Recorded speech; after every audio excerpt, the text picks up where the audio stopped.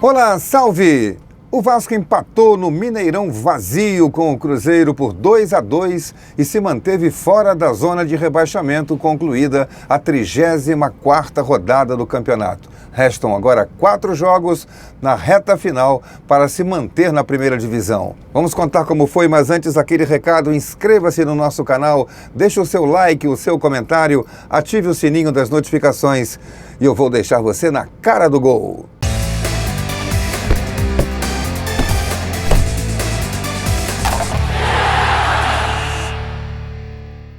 2-2 terminou o jogo Vasco e Cruzeiro no estádio do Mineirão vazio, sem público. O Cruzeiro punido por causa das brigas lá no Paraná no jogo contra o Coritiba, e o Vasco acabou se aproveitando dessa ausência do fator campo para o time do Cruzeiro. Apenas o gramado, né? A gente pode dizer que faça alguma diferença, porque o gramado do Mineirão é muito ruim.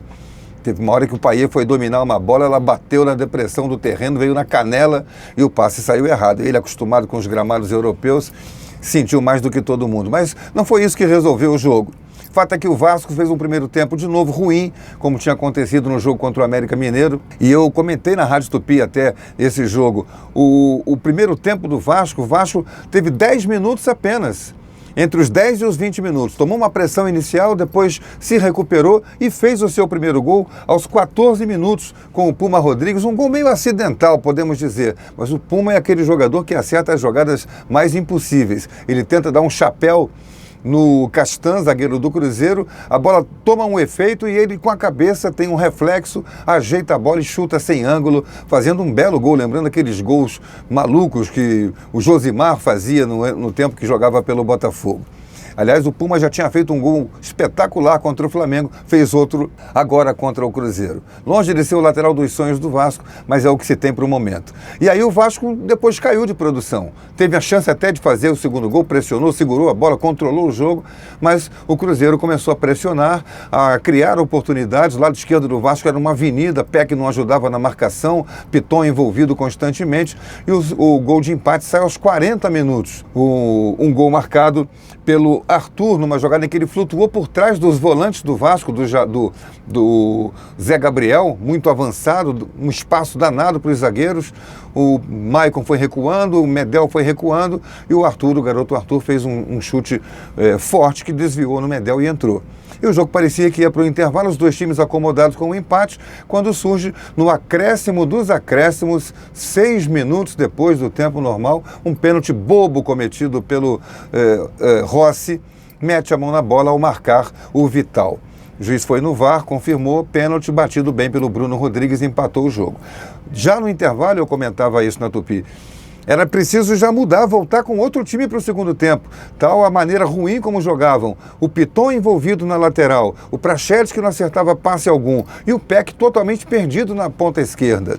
Era preciso revigorar o time, mas o técnico Ramon Dias preferiu voltar com a mesma formação. Perdeu 11 minutos ali até se convencer de que tinha que trocar. E aí trocou bem. Entraram o Jair e o Marlon Gomes no meio de campo e entrou o Payet para criar jogadas. Peck passou para o lado direito, onde ele foi mais produtivo, tem sido mais produtivo, e o Payet, com a sua categoria, começou a criar as jogadas de ataque.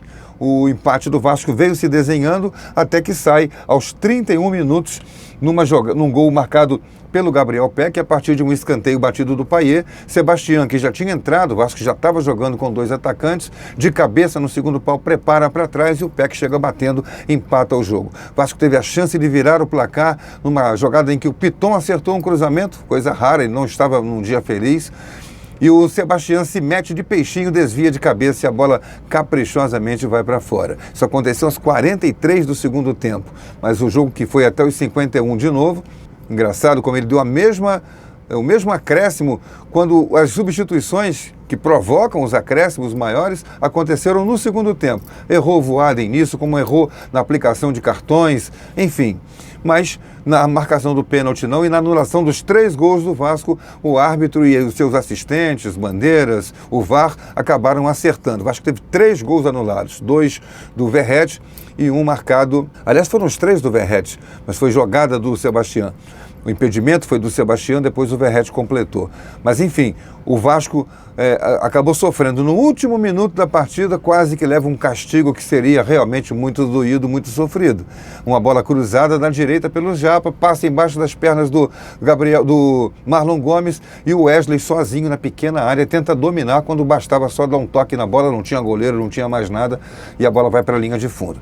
E o jogo termina com um placar justo, 2-2, e não é de todo um mau resultado, nem para um nem para outro. O Vasco termina essa rodada em que agora todos estão com o mesmo número de jogos, com 41 pontos, igual ao Cruzeiro, e o Vasco tendo uma vitória a mais.